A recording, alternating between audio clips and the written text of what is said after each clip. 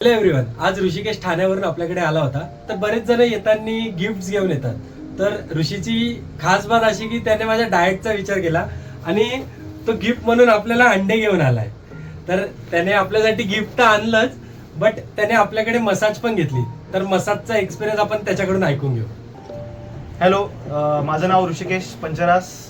मी राहायला ठाण्याला आणि सुयश आणि आमची दोस्ती कॉलेजपासून आहे आणि एकदम माझा कॉलेजमधला एकदम बेस्ट फ्रेंड सुयश.